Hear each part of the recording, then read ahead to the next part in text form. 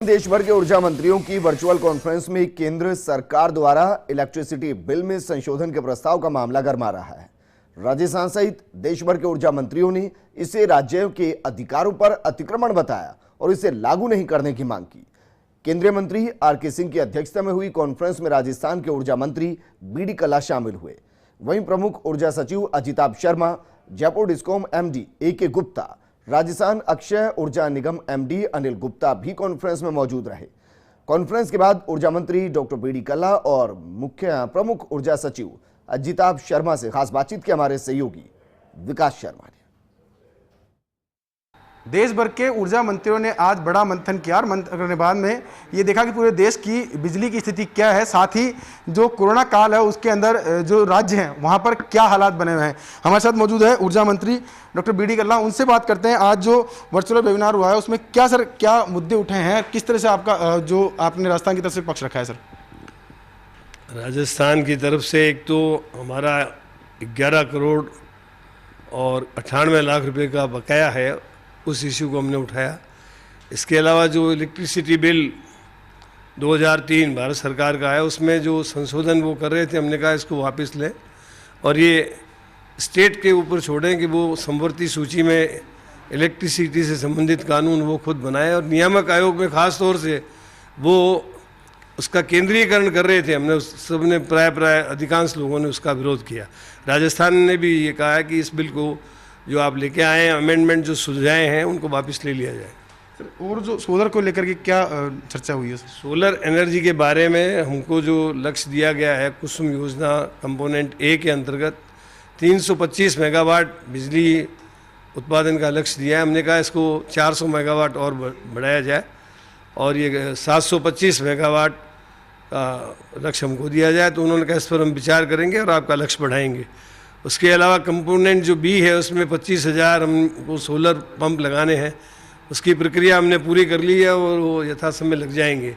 Component C में ख़ास तौर से किसान को 10%, स्टेट गवर्नमेंट को 30% सब्सिडी देनी थी और केंद्र सरकार को 30% सब्सिडी देनी थी।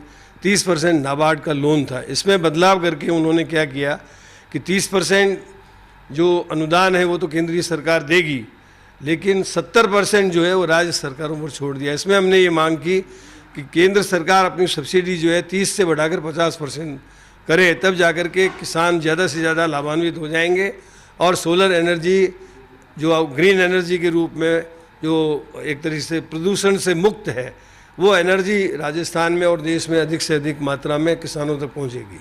सर, कल एक बड़ा फैसला लिया है जो किस्तों को लेकर के, लेकिन जो बिल माफ़ी की बात भी सामने आ रही है कि स्थायी शुल्क माफ़ किया जाए, और तो उसको लेकर भी आपने मुद्दा उठाया? हाँ, मैं मतलब इस कॉन्फ्रेंस से पहले भी 4 बार ऊर्जा मंत्री जी से भारत सरकार से बात कर चुका हूँ और आज भी इस मुद्दे को मैंने उठाया था कि स्थायी शुल्क जो है वो उत्पादन कंपनियों को, हमको डिस्ट्रीब्यूशन कंपनियों को देना पड़ता है। लॉकडाउन और कर्फ्यू पीरियड में जो स्थायी शुल्क एक तरीके से उत्पादन कंपनी चार्ज कर रही है, उसको केंद्रीय सरकार एक अधिसूचना के माध्यम से या तो रिम्बर्स करे या उसको माफ़ करने की बात करे, तब जाकर के आम आदमियों को उसका लाभ मिल सकेगा। तो उस पर भी जब भी मेरी बात हुई उसने कहा हम विचार करेंगे। चाइना को लेकर बड़ा विरोध सामने आ रहा है और चाइना प्रोडक्ट जो है उनका विरोध भी है, तो क्या कोई आज मीटिंग में उस पर भी डिस्कस हुआ? माननीय ऊर्जा राज्य मंत्री जी ने शुरू में अपने स्पीच में ये बात कही थी कि हम लोग आयात प्रतिस्थापन की बात करें, इम्पोर्ट सब्स्टिट्यूशन में उनका ये आग्रह था कि 200 करोड़ से कम की जो निविदाएं हैं उसमें स्थानीय जो हमारे निर्माता हैं, स्थानीय उद्योगपति हैं, उनको मतलब क्या है परचेज प्रेफरेंस और प्राइस प्रेफरेंस वगैरह देने के संबंध में कुछ विचार रखे थे। तो इस संबंध में चाइना को उन्होंने कहा चाइना से हमको इस तरह का कोई सामान नहीं मंगाना है, इसका किसी ने विरोध नहीं किया। तो प्राय सब लोग इस बात से सहमत थे। हमारे साथ अजिताभ शर्मा मौजूद है, प्रमुख ऊर्जा सचिव, उनसे बात करते हैं। सर, आज की कॉन्फ्रेंस रही, क्या देखते हैं इस तरह की कॉन्फ्रेंस को और क्या नतीजा निकला? कुछ राजस्थान की तरफ से कोई पॉजिटिव? ये पावर मिनिस्टर्स कॉन्फ्रेंस है जो केंद्रीय ऊर्जा मंत्री हर 6 माह में लेते हैं, परंतु इस बार कोविड होने की वजह से ये फिजिकल कॉन्फ्रेंस नहीं हो पाई, तो वेबिनार पे की गई थी। और इसका एक ही फ़ायदा होता है कि जो अन्य राज्य हैं वो क्या क्या प्रयास ऊर्जा क्षेत्र में अलग अलग तरीके से कर रहे हैं, एक तो नवाचारों के बारे में पता लगता है और जो हमारी समस्याएं होती हैं वो हम सीधे मंत्री महोदय की उपस्थिति में केंद्रीय ऊर्जा मंत्री के सामने रखते हैं और उसमें से काफ़ी समस्याओं का समाधान भी हो जाता है। आज ऐसे काफ़ी बिंदु आए थे जिस पे स्पष्ट निर्देश ऊर्जा मंत्रालय के अधिकारियों द्वारा और केंद्रीय मंत्री महोदय द्वारा भी दिए गए और जो आगे की हमारी रणनीति है उसके ऊपर भी विस्तार से चर्चा हुई।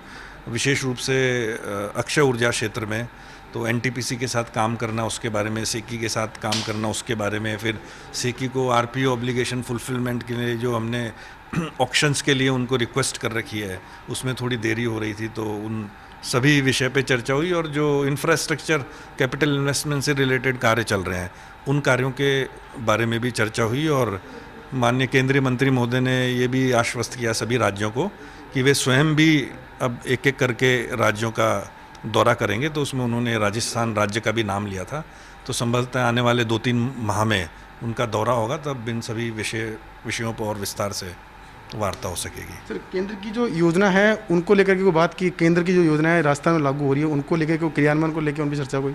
हाँ, उनके ऊपर चर्चा हुई और राजस्थान की जो प्रगति थी वो सभी योजनाओं में उससे संतुष्ट थे और उन योजनाओं को एक आध जो नई योजनाएं भी केंद्र सरकार लॉन्च करने जा रही है उसके बारे में भी उन्होंने फीडबैक लिया था। जैसे अभी माननीय मंत्री महोदय ने बताया कि जो कुसुम कंपोनेंट सी है उसमें जो कुछ फेरबदल होने जा रहे हैं और कंपोनेंट डी वो एक नई योजना लॉन्च की जा रही है, उनके बारे में भी विस्तार से चर्चा हुई। ये हमारे साथ अजिताभ शर्मा जी ने बताया किस तरह से आज की कॉन्फ्रेंस है उसमें क्या क्या मुद्दे रहे, साथ ही जो जनता से जुड़े हुए इशू हैं उनको लेकर भी चर्चा की गई। उम्मीद यही कि राजस्थान की तरफ से जो उठाई गई मांगे हैं उन पर केंद्र भी गंभीरता से विचार करेगा ताकि लोगों को जो कोविड के दौरान, जो महामारी के दौरान जो दिक्कतें हो रही है उसमें राहत मिल पाएगी।